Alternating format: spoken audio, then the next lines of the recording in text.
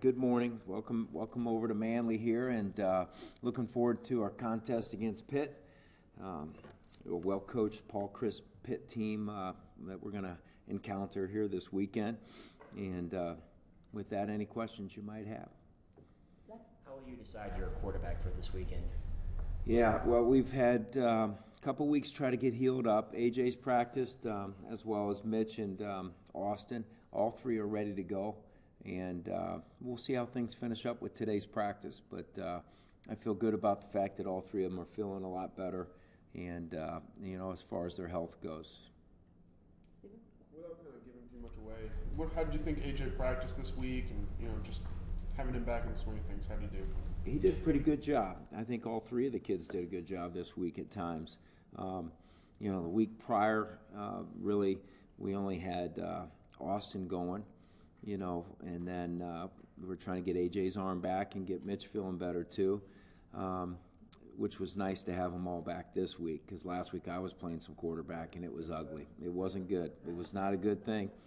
And threw a lot of interceptions and it wasn't good. So I'm definitely out of the picture.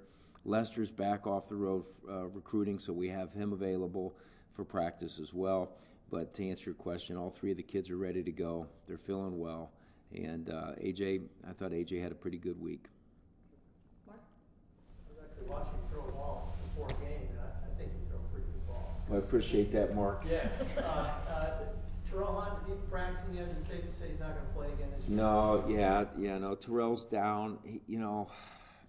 He's getting better. It's just bones heal differently in each kid, and he won't be available for the rest of the season. But he's doing a nice job in school, and he's adjusted to the situation well, and he's been helping us with the young guys, and he's been very attentive in the meetings, but he won't be available.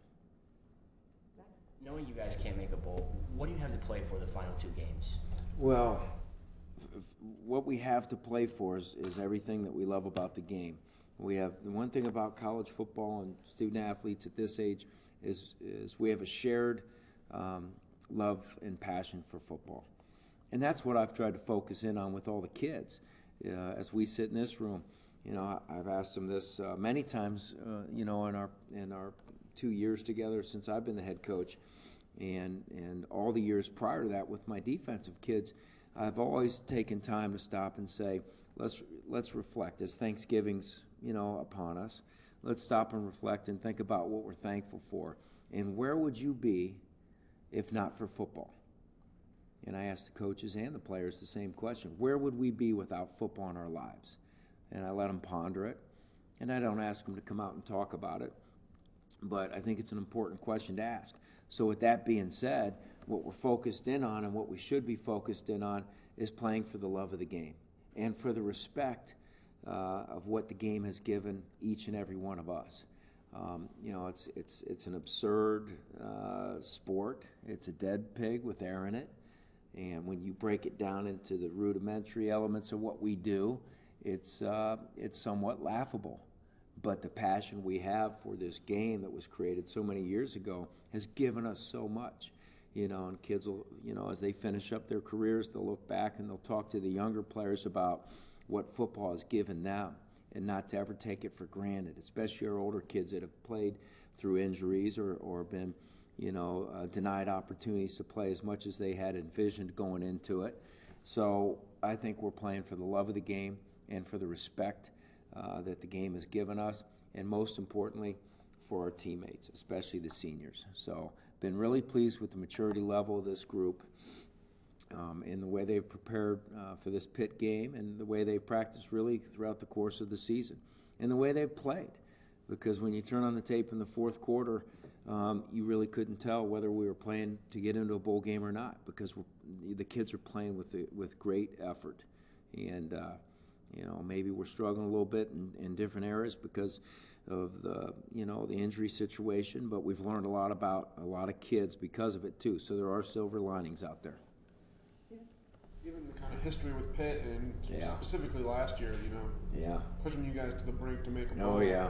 Is there any, joy or motivation that you get of knowing if you guys win, they won't go to a bowl? You know, you asked that question, and I've been asked that question twice today. Not so much. I think it's more about just beating the guy across from you. And, you know, maybe there's a little bit of that with the kids, but I think it's more about just the respect of trying to beat the guy across from you or beat those 11 guys across from our 11, less than trying to keep them out of a situation.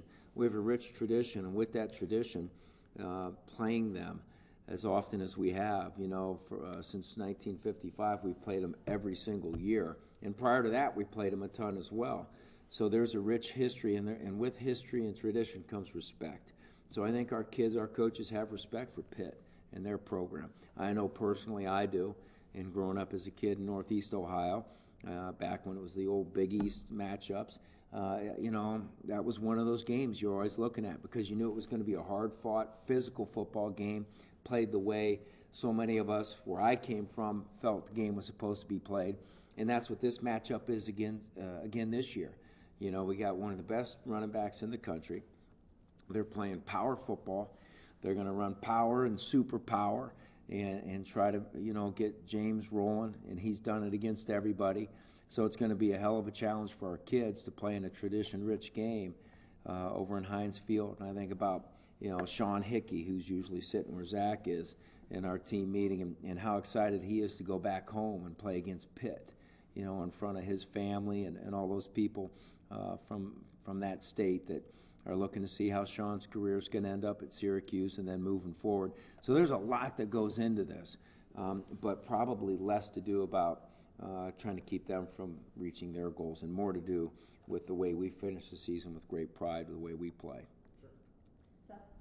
Cam Lynch mentioned Tuesday night that Coach Bola has been saying you guys can be a top 20 defense, you can be a top 20 defense. How important do you think that is for the defense and for the team? I think it's always important when, you know, when you're adjusting and readjusting your goals and objectives throughout the course of a season. You always want to finish as high up as you can as a team first with wins, losses. And then, you know, as a smaller group, defense, offense, kicking game. And you set those parameters and those standards and goals. So I think it'll be real important for our kids. You know, I know they take a lot of pride in the way they've played. I know I take a lot of pride in the way the defense has played this year, and more pride in how the kids have really reacted to tough situations, never pointing fingers, never having any cracks in the cup, as we say around here, and playing for one another for all the right reasons. So I think it's good to be targeted with trying to reach some of those objectives. It'll be a hell of a challenge, you know, trying to slow down this offense, you know, going up against a kid that's running for 156 yards a game, an offense that's put up great numbers in the run game, and this Boyd kid's a hell of a wide receiver too. So it'll be a great challenge for our defense, and I'm looking forward to seeing how we go out and play. Mark? How do you balance wanting to finish the season strong with also, you know, having an eye toward next year and wanting to see maybe what some of these young kids will do? Yeah, no, I really don't like to look forward too quickly. I'm really worried about those 28 seniors and finishing this thing right and sending a message to those guys when they walk out of here. You know, being able to learn from the experiences, both good and bad, throughout the course of their career. You know, many years ago, coaches ahead of us started the tradition of the burning of the shoe here at Syracuse. And what it represents is, you know, kids will basically throw the shoe in a fire, and basically what it represents is, you know, taking the good, the bad, and moving forward.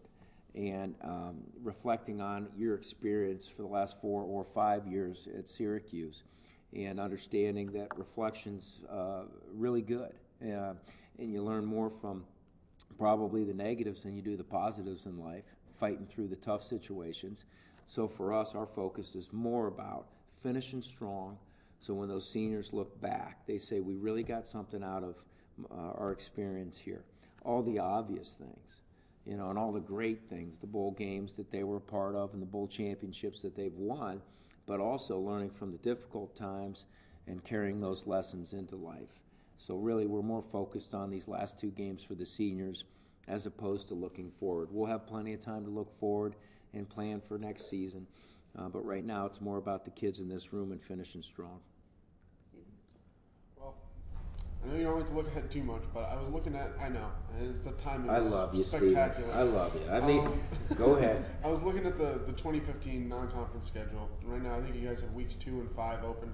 You know, after having that second week bye, is there any kind of nervousness just looking at that? I have no nervousness with anything except for the Pitt game right now.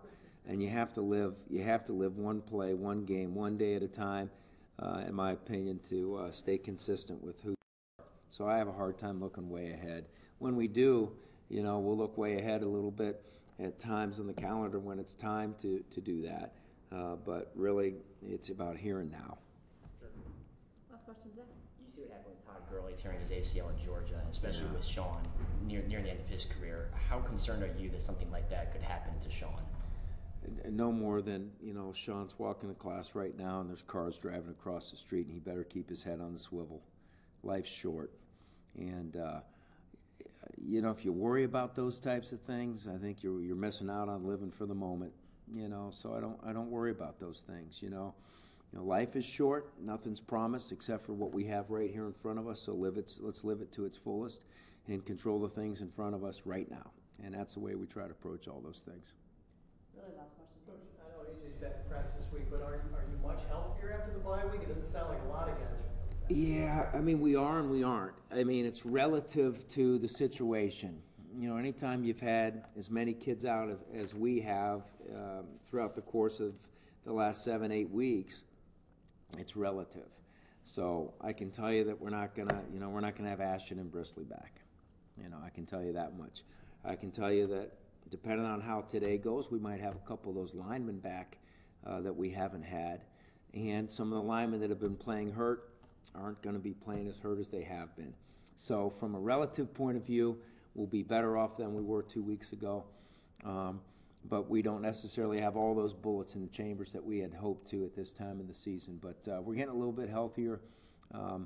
And I'm just excited for those kids, you know, that have been working their tails off in the training room to try to get back on the field, to come on and play a couple more games here that they deserve to be playing in. So, good. Okay, thanks. Thanks.